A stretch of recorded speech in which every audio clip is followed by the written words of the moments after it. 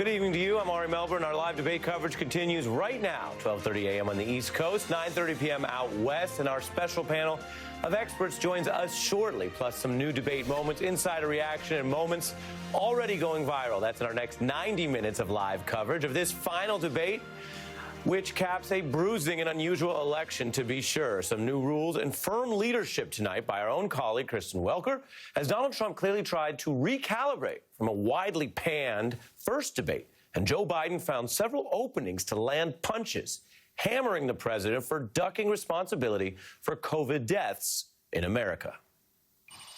He says that we're learning to live with it. People are learning to die with it.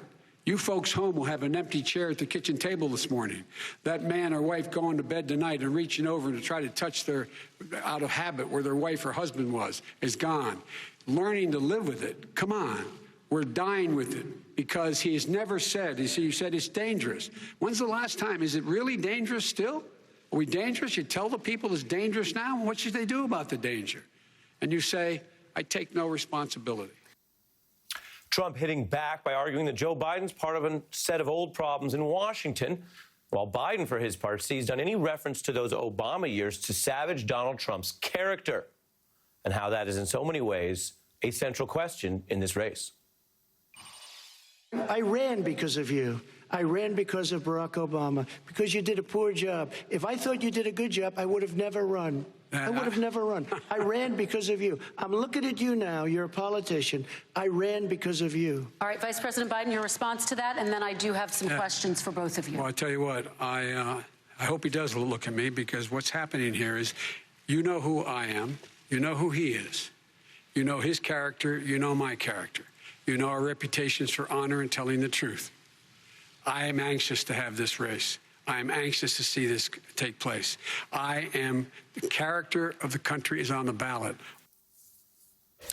Let's get right to it with Professor Jason Johnson and Democratic strategist Aisha Mills. Good to see you both. Jason, that was a key moment for Biden, and it looked confident.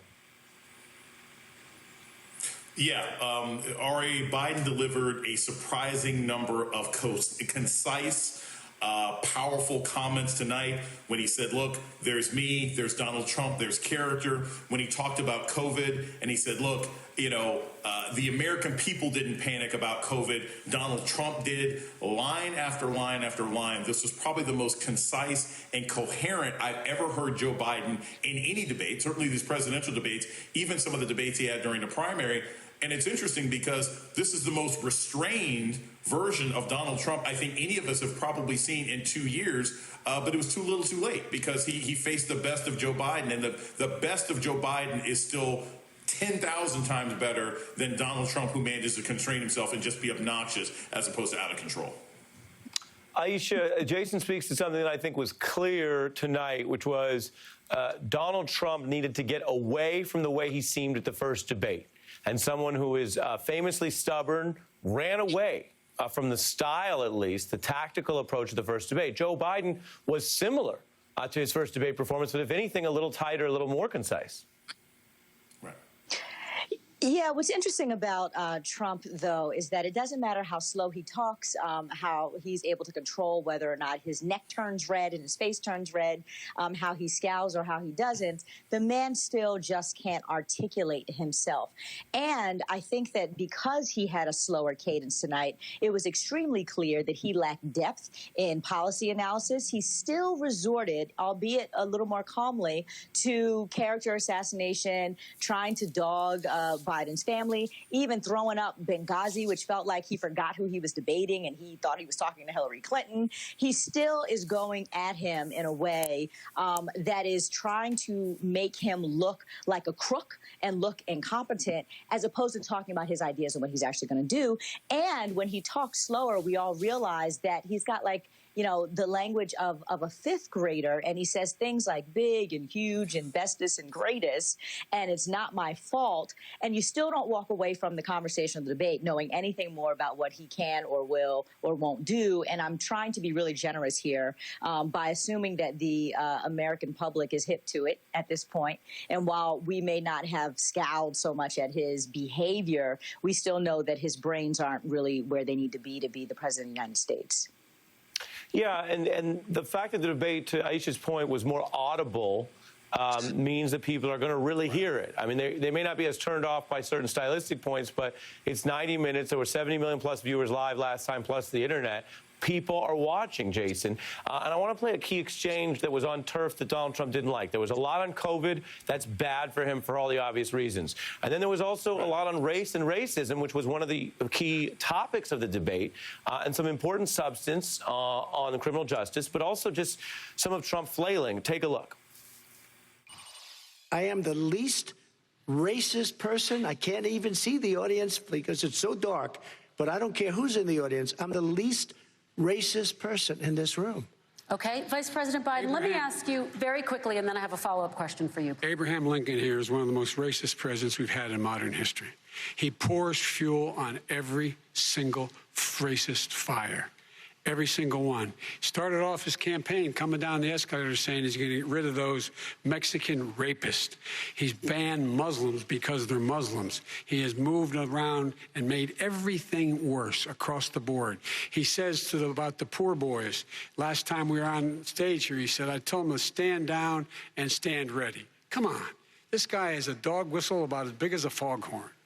President Trump, I'm going to give you 10 seconds to respond, and then I have a follow-up. You made a reference to Abraham Lincoln. Where did that come in? I mean, you said you're Abraham Lincoln. No, where did that? No. You said, I said not since Abraham Lincoln has anybody done what I've done for the black community. Jason, I'm going to state the obvious here, but that's sometimes part of my job. That was a horror show list of allegations, and you saw which thing Trump quibbled with. Right. You know, he's not mad about the poor boys, which we're going to call them that now from now on, the terrorist organization. But the only thing that he sort of responds to is being compared to Lincoln. And then he sort of doubled down on something that was just supposed to be a joke. But here's the other thing that I thought was so telling about this, Ari, and the president's inability to sort of not just stay on message when he's not just attacking, but also sort of lay out a vision for the future. The guy is sitting here arguing, saying, I'm the least racist president that we've ever had under any circumstances. I've done more for black people.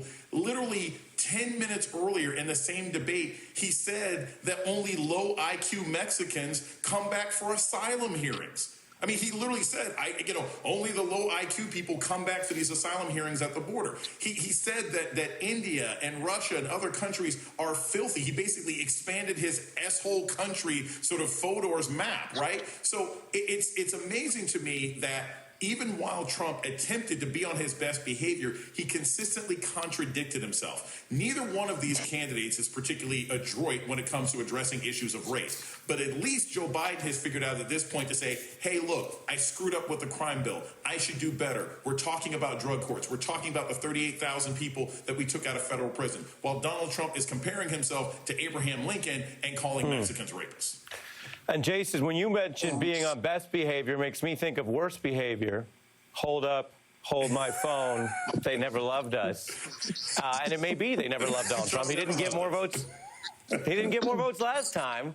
Aisha, the other piece of all of this, of course, is that it matters who's voting out there.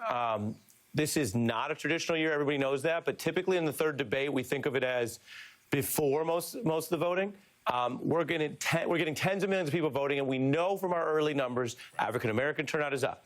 Female turnout is up.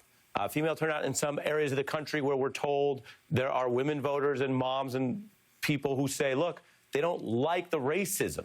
And so I'm curious how that all plays out tonight, because this was as clear a moment I've seen where Joe Biden was in the same room as Trump and makes the list, and the people, some of whom are already voting and some of whom are about to go out there, go, oh, yeah, right. All those things happened. Ari, this is so completely bizarre, as Jason pointed out, the contradictions here. Remember in the last debate, Donald Trump got on the stage and said that the reason he's getting rid of anti-racist training in the federal government is that it offends white people and that we need to go back to our roots, you know, those racist white slaveholding roots of America, and like reclaim that, because white people are real mad that we have to be anti-racist. And then he goes on this trope where he says, well, I'm the least racist. Okay, fun fact for everybody. I hate to state the obvious, but when you have to declare yourself not racist, that really means that you're racist. And I'm going to quote my friend Andrew Gillum, who said on the campaign trail when he ran for governor, well, you may not think you're racist, but the racists think you're racist, which is why the Proud Boys, after the last debate, got all excited and said, look, our hero has given us marching orders and started printing out, badges and whatnot about it. So if the racists think you're racist, then you're racist, period. All important points. We've got a lot left in our special coverage. I want to thank our experts, Aisha and Jason, for kicking us off. Still to come,